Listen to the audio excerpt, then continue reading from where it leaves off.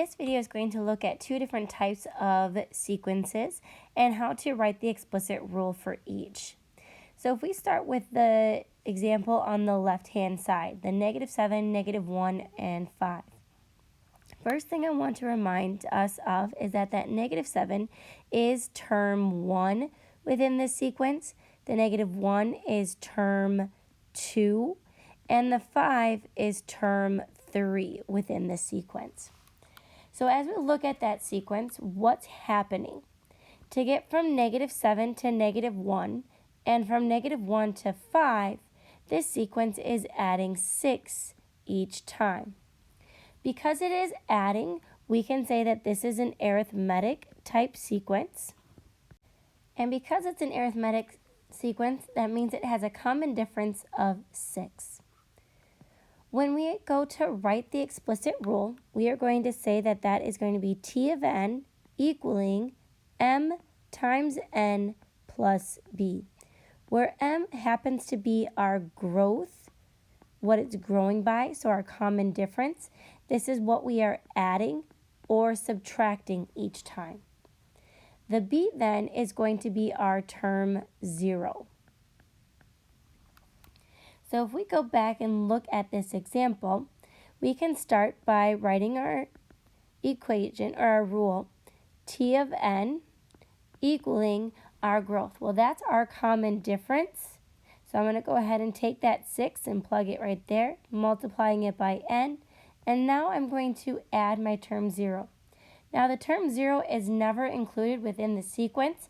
It is something that you always have to go backwards to find. So I'm going to take my -7 and I'm going to go backwards to find my term 0.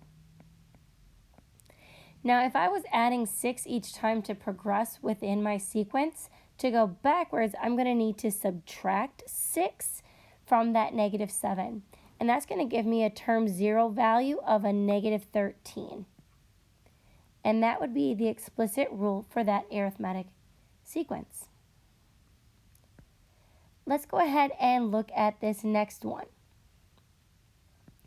Now, as I look at this sequence, I can again say that the 3 is term 1, the 15 is term 2, and the 75 is term 3. So how do I get from 3 to 15? That also works from going from 15 to 75. Well, this sequence is multiplying by 5 each time. So because it's using multiplication, that means that this is a geometric sequence and therefore has a multiplier of 5.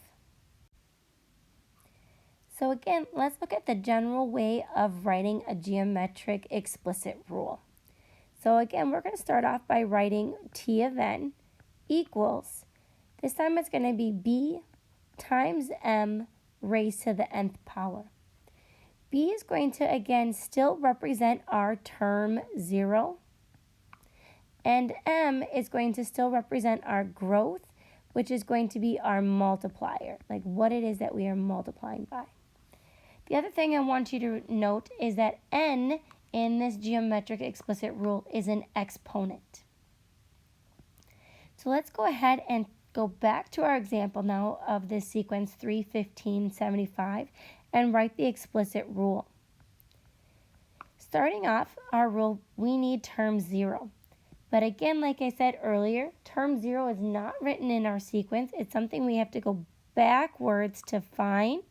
So that means that instead of multiplying to go forward, I'm going to actually have to divide by 5 this time.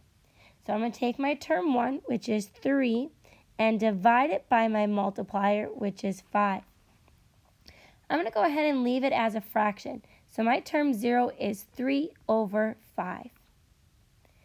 Then I'm going to write my multiplier with inside of my parentheses. So my multiplier is 5 raised to that nth power.